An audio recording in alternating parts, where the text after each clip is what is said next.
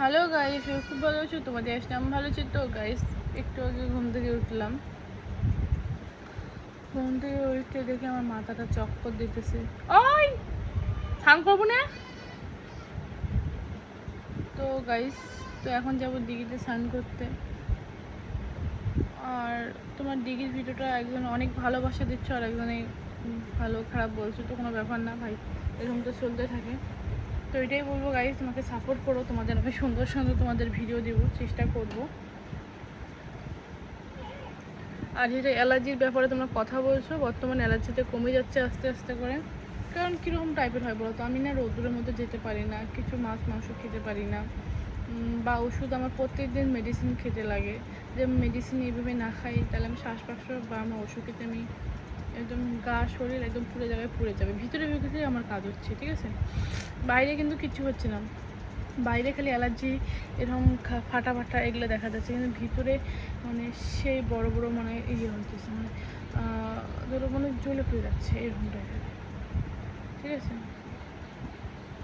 এই জন্যে আমার মানে প্রচণ্ড মানে ভয় লাগে। মানে ভাবে চিনতে আমি সব কাজে করি, না ভাবে চিনতে কিছু করি না। আমি যে কিছু খাই সেটাও আমার ভাবতে লাগে, এটা খাবো কি খাবো না, ওটা খাবো কি খাবো না।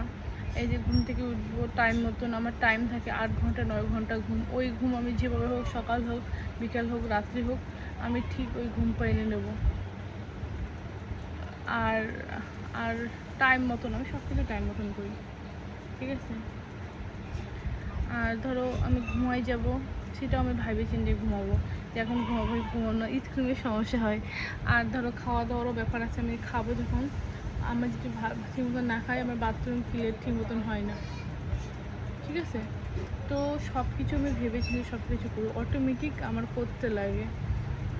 তো বলো দিদি তুমি বাইরে যাও না কেন? তো বাইরে এই জন্য যাই না কারণ আমার স্কিন সবসময় লাল থাকে, এই জন্য আমি স্কিনের বাইরে যেতে পারি না, নাহলে আমার মুখ দিয়ে রক্ত ঝরবে, ঠিক আছে। আর কি বলবো বলো, আমার নাম তো জানো, আর তো কোনো কিছু সমস্যা হওয়ার দরকার নেই। আর দিদি বলো দিদি হাফ প্যান্ট পরো না কেন এখন, সবসময় ফুল প্যান্ট পরো? দেখো কী করবো, আমার চাইলেও তো করতে নেই, এখন তো জনগণের হিসেবে চলতে হবে। কারণ পাবলিসিটি, আমাদের গ্রামে থাকে তো সব জিনিসই সব, আমার গ্রামের লোক সেরকম কিছু বলে না। তো তোমাদের কমেন্ট জিনিসটা দেখে খুব খারাপ লাগে, ওই জন্য নিজেকে আমি চেঞ্জ করে বলছি হাফ প্যান্ট হাফ টপ এগুলো পরি না, এখন সব সময় ফুল জামা প্যান্ট পরি। আর একটা জিনিস বুঝি না, তোমরা আমাকে এত ব্যাড কমেন্ট করো, আমার শরীরটা এরকম হয়েছে বা এরকমই দেখা যাবে, আমার কীরকম দেখা যাবে, না থাকলে না দেখা যেত। আমি বুঝি না তারপরে এত খারাপ কমেন্ট কীভাবে করবো। মানুষ, ভগবান আমাকে এটা বানাই যে ভাই, আমি কি চাইছি ভগবান আমাকে এটা দাও উঠে দাও, এটা হয় উঠে দাও, তো দেই নেই। যেমন কানা কোনোদিনও চায় না যে আমাকে কানা বানাক, ঠিক আছে, ওই চাই একটা ভালো একটা মানুষ, তখন আমিও চাই আমাকে একটা ভালো মানুষ বানাক। জানি না কতদিনে তোমাদের আক্কাল আসবে, কতদিনে আমার কথা বুঝবে পাবে।